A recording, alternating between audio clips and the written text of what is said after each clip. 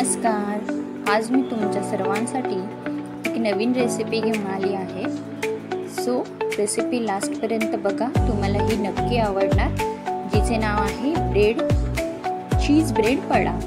अतिशय टेस्टी लागतो, तोंडामध्ये चीज येतो आपण हा वडा खाताना। यासाठी सर्वप्रथम मी इथे ग्रीन चटणी बनवून घेते। यासाठी कोथिंबीर, मिरची, लसूण, थोडंसं आलं, जिरं, चवीनुसार मीठ, थोडीशी साखर घातली आणि तुम्हाला पाहिजे तर तुम्ही लिंबू पण पिळू शकता त्यात आंबटपणा येण्यासाठी।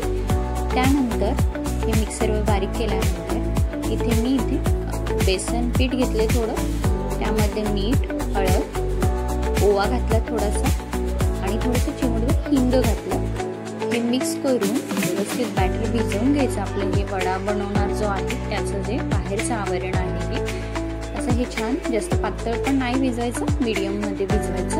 आणि यामध्ये मी हे फुलण्यासाठी थोडंसं चिमूटभरच इथे मी सोडा घातला आणि हे छान मिक्स करून घ्यायचं बॅटर।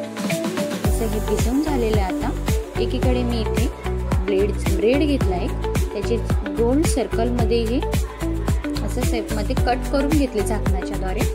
असे हे 4 बनवून घेतले मी। आता इथे दोन याला मी ग्रीन चटणी लावून घेते अगोदर। आपण जी ग्रीन चटणी बनवली होती ती लावून घेतली।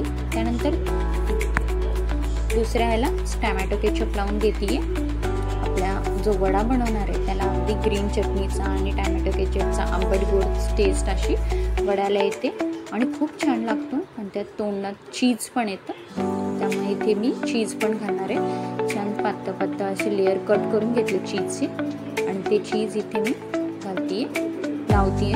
दोन्ही सर्कलला असे व्यवस्थित सेट करायचे।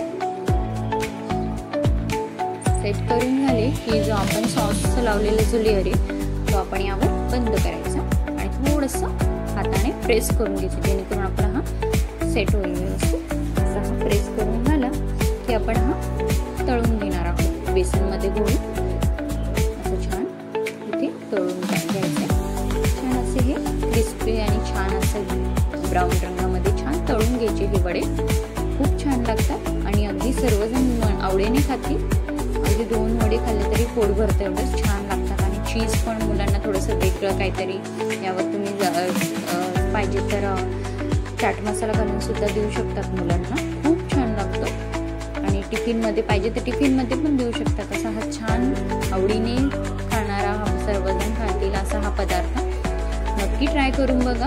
आणि तुम्हाला जर रेसिपी खरंच आवडली असेल ना, तुम्ही ही लाईक करा आणि कमेंट करा। इथे मी तुम्हाला कट करून दाखवते, बघू शकतात कसा हा लेअर आलाय। ग्रीन चटणी, रेड सॉस आणि चीज स्टफ केल्यामुळे खूप छान लागते।